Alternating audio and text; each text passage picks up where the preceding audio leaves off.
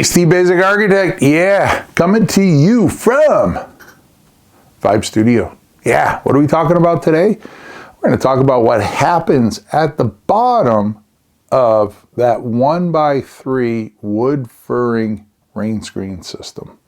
I do have a couple photos here. There are some other things you can do down there too that we can certainly talk about, but these are the two that I have done and that are probably the more common solutions. So this one here, I would say this one's a pretty cost-effective solution. You can see we have our 1x3 here, and that goes all the way to the bottom of the wall, and we have our other one there. Notice that we have our zip system wall there, and we have tape at the bottom. We have our wood sill down there, so we're basically just flashing over the edge of that panel and sealing that bottom edge of the zip panel up and flashing it properly so that any water that comes down this system will drain out and drip and go down into our little stone gutter system on this particular house there. But what exactly is this material? Well, what we're looking to do is we have a 3/4 inch space here that we basically have to fill up. So we need some kind of mesh, compressible filler, screen. In this case here, this is a ridge vent product. I want to say this is a Cobra vent, if I remember correctly. But it basically comes in a roll. I think it's like 12 inches wide, I don't know, 25 feet long or something. And you'd have to just sit there with your utility knife and cut it up into different strips. These are probably on the order of about 3 inches plus or minus.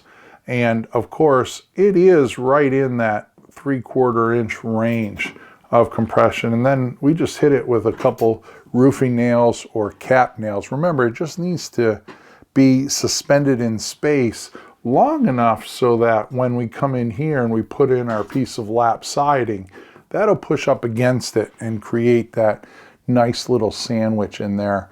You know, some of the other things that I have seen people do, they'll come in and they will put a piece of screen and they'll staple the screen and let it fall.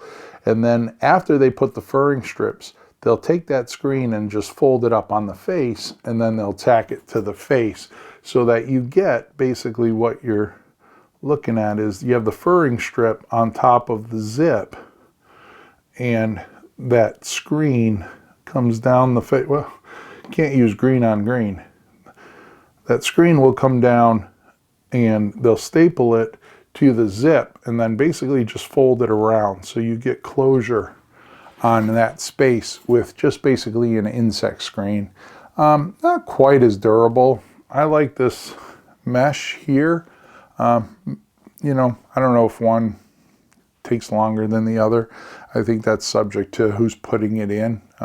You know, this can be pretty efficient. And you know, you can get one of the younger guys to do this. It's a pretty easy step. If we're looking for some alternatives, this is a product called Cobra vent. All right, and Cobra vent, it actually comes sized appropriately. So this is 3/4 inch, and I want to say this is 2.5 inches. And they have some different sizes there.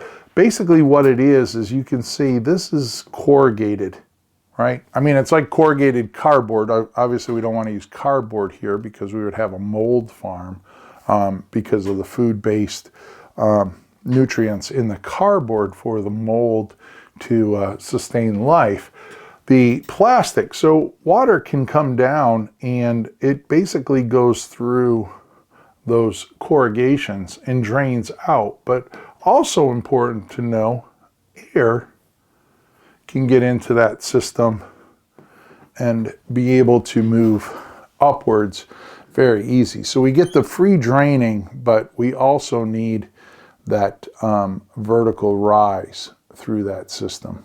So, you know, core vent. And then the other thing to notice here is that you have to plan appropriately, because the wood furring is coming down and sitting on top of that, right? So you could do it in between, but this is far easier. Then you don't have to cut pieces, just the end piece, instead of trying to fit it in between all of these pieces. Anyways, that's the bottom of a Rainscreen system.